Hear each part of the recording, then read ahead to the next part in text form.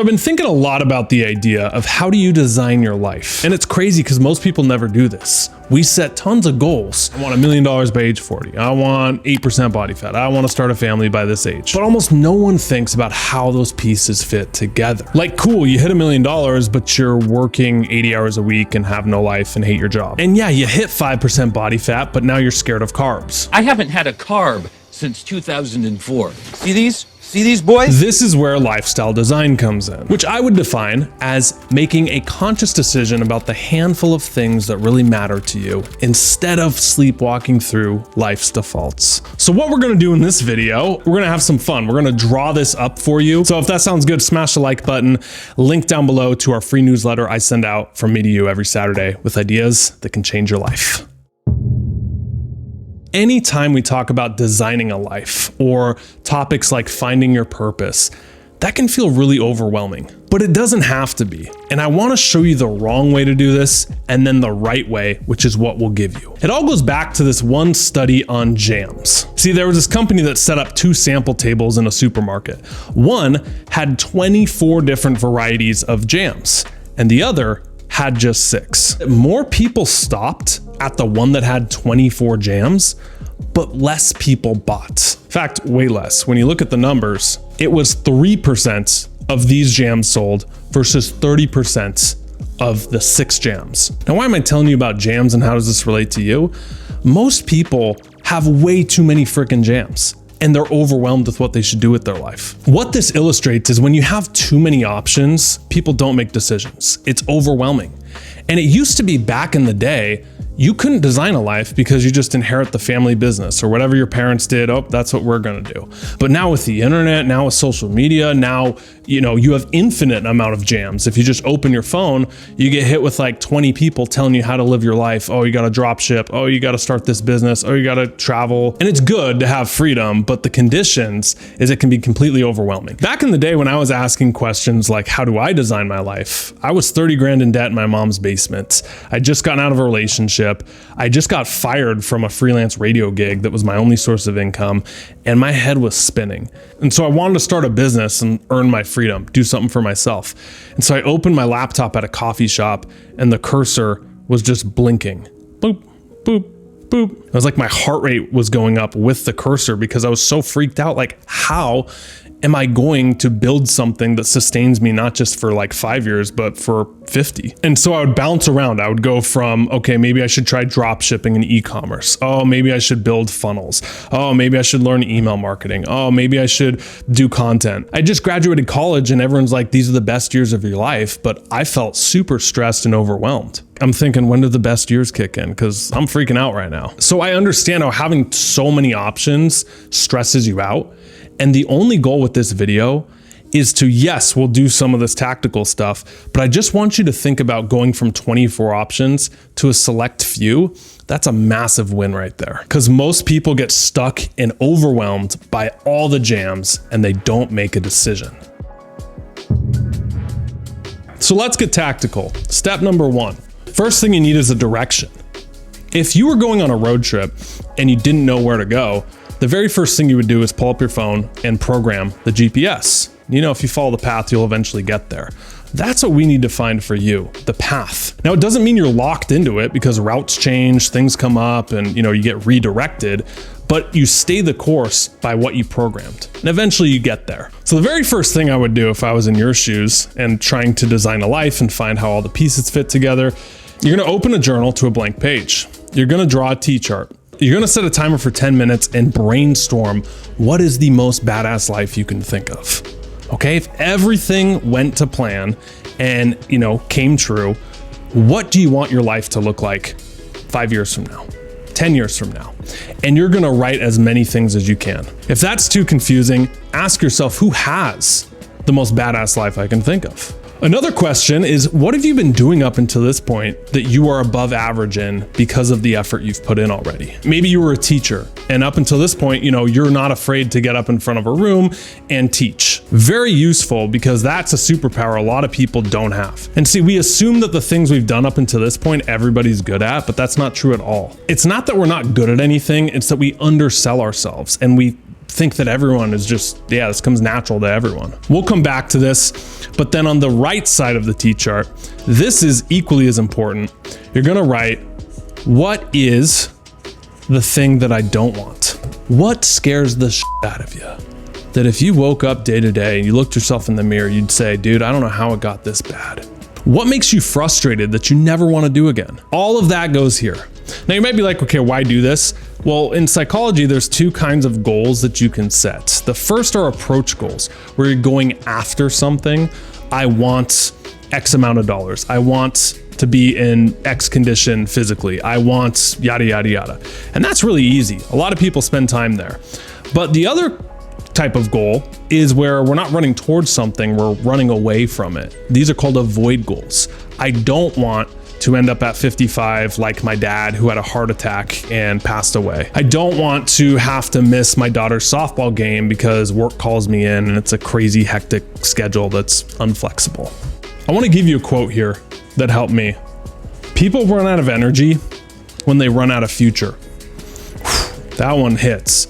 People run out of energy when they run out of future. It is amazing how energized you get. Like when I started building the YouTube channel, even though I didn't know where it would take me, I just had a goal. Okay, I'm gonna post one video a week, give it my best. Every job I worked was easier because I was excited to go home and film that video and work on my business and earn my freedom in that way. And so when you just get a goal, your dopamine system kicks in, and that's the motivation center. The problem is most people are getting dopamine artificially through social media, through substances, through video games. Not that those things are inherently wrong, but when you start setting your own goals and the vision for your future, your dopamine system kicks on and you're motivated for you to go out and live your life and build your future and design it. And man, that'll light a fire under you. Using our road trip analogy, once you have the GPS put in, you better make sure you got a vehicle. You need a vehicle. Now, when you look at this list that you laid out, try and see if there's any path that lets you check multiple of these off. So for example, with me, I knew that YouTube, if I amassed a big following, it would unlock the time freedom, the location freedom, the income freedom, and the creativity that I wanted. For you, this could be a specific type of career or a position or a title. Maybe this is starting your own business and that's the vehicle. So again, what's the thing that would happen that would allow other things to fall into place? Two other useful frames I like to throw in here with this, because you might be like, well, that's really overwhelming. Like here I am right now and there's my goal over there. Like that's a big far away thing. 100% true. If your goals are too far away, you actually won't be motivated because you can keep putting it off. But when it's nearer, you'll be more motivated. So what you do is instead of focusing on, yes, where you want to be, you chunk it down into smaller pieces. So take the example of someone who wants to lose weight.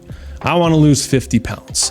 Well, good trainers will tell you, we're not trying to lose 50 pounds. I know that's your goal, the 2.0 goal, but what we're actually doing is trying to lose 5 pounds, then 5 pounds, then 5 pounds, and we're trying to do that 10 times. So all we're focused on is the next 5 pounds. And if we do that 10 times over, we'll get to your goal. Way easier, way more manageable. So for you, what's your someday goal? And how can you chunk that down into the nearest little benchmark goalpost right here? Now, all you're focused on is hitting these. And if you hit all of these, eventually you'll end up where you want to be. Another way to think about this is if we have the circles here, picture this as like your someday goal. So like 10 years out. Okay, the place you want to be in 10 years from now. This is like 5 years out. This is 1 year out. Maybe this is 1 quarter out, 1 week, and now. So you have big picture, small focus. That is the easiest way to hit targets. And you look at top performers. Elon Musk is a great example. Love him or hate him. I know he's a controversial figure for some of you, but I respect the hell out of his entrepreneurial drive. And he always had the vision. I just read his autobiography, or not his autobiography, the Walter Isaacson book on his life. You know, he always wanted to go to Mars. He was always fascinated by space, but he knew like, okay, that's my someday goal out there. But his first endeavor, first successful one was PayPal. Right? And that gave him capital to roll that over into things like Tesla and then SpaceX, and flamethrowers and tunnels underground. This is how your life is going to work. So yes, you have a giant goal out here that's like, holy cow, I can't believe that happened. But you'll probably have some smaller steps along the way that are much more manageable. And the last thing here that's probably the most important that makes all of this run even smoother. If you're on a road trip, you need the fuel. And really, this is three things. I like to talk about the authentic drive. There's a saying we all have two reasons for doing something, one that sounds good and the real one. All right.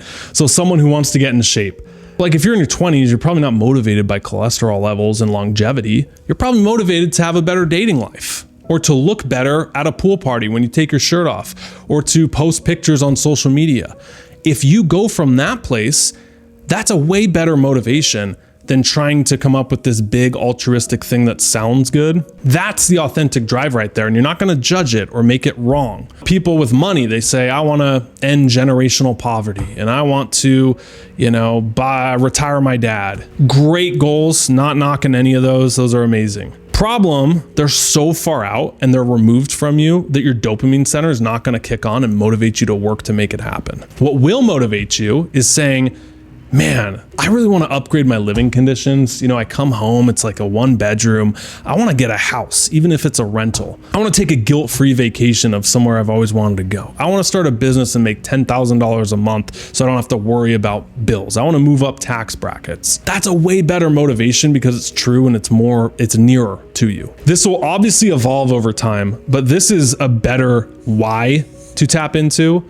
And I mean evolve over time because once you get that thing, you're quickly gonna get bored and then it transitions to the next phase. The second, no permission. I spent a lot of time hanging around people at masterminds and a bunch of business owners and the people you see on social media, they're all in those rooms and getting to know them. And what I noticed, a top trait of high performers is they don't wait. Example, I remember sitting at a table with some of these guys and there's a person on front of stage talking about landing page conversions, on a website. Riveting stuff if you're not in marketing, I know. Now, most people at events, they pull out notes, they take notes, and then they do it later when they're off on their own. But these guys, they all had their laptops up and the guy will say something on stage, they're live updating their page as he's giving the advice. You're talking to him after, hey, do you know this person? Oh yeah, he does it. Hey, actually, let me intro you right now. They pull up their phone, they put you in a group chat. That's the sort of no permission, instant action that they take. And assuming that you're never gonna feel ready is a big pill to swallow, that there's never the perfect time. There's never the perfect opportunity where the stars align. You just do it and you go for it.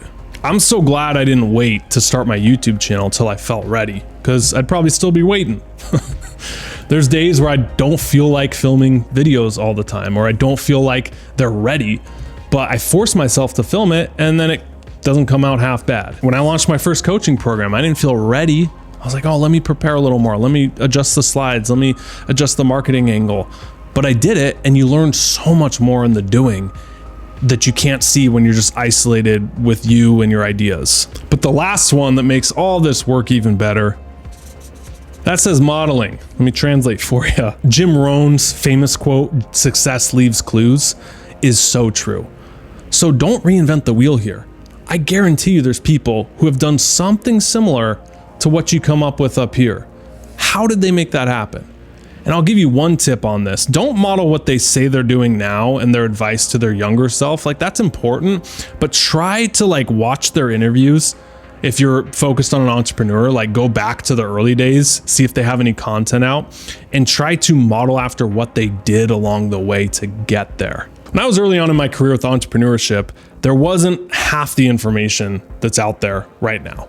The information is so good, but I saw a few guys who had digital products and YouTube or a marketing platform, and that's what motivated me to launch my first one. I didn't have a marketing degree or a sales degree or anything. I just am all self-taught from books and videos, but really modeling and breaking down how people are making their money or what their business model is. That is the best lesson right there. Now, I want to give you one final tip here, and this hopefully gives you some relief. A lot of people will see videos like how to design your life. They'll get really motivated. They'll do exercises like this, and then they think they need to do something rash or massive. And hey, if you're in your early 20s and you don't have any responsibilities, go for it. I did some extreme stuff in my 20s that I probably wouldn't do now. That's a huge misconception. Like, you don't need to leave a relationship to start a business, and you don't need to like uproot your life and move to another country, or sell all your possessions, quit your job tomorrow, go into work tomorrow, I quit, and then you're left without a safety net. Just start with where you're at. Maybe it's a side hustle. Maybe it's working a weekend kind of thing. Maybe it's doing it in your free time. So we threw a lot out at you. All right, so let's recap here and really land this plane together. How do you design your life? You focus on a few things instead of getting overwhelmed by too many freaking jams. And really, focusing is 3 things. You need a direction, a vehicle, and the fuel. The direction, take out a sheet of paper, do the T-chart, write out your dream life as much as you can, and actually do this, because you run out of energy when you run out of future. The next step is try to not think about, okay, I'm overwhelmed, like that's so far away. Break it down into the smallest steps that you need to get there. In the same way a book is broken up into 10 chapters, your goal is broken up into 10 little steps that'll build and get you there. And finally, the fuel, focus on your authentic drive. Don't wait for permission, and model people who came before you to speed it up and do it faster. You do all that, and you're off to the races. If you like concepts like this, you'll love our My Best Journal program. It's a way you can support the channel. Link is in the description down below of how you can use journaling to change your life. If you dig this video, drop a like, and I'll link up right here a perfect follow-up for you to watch next. Stop settling, start living. Peace.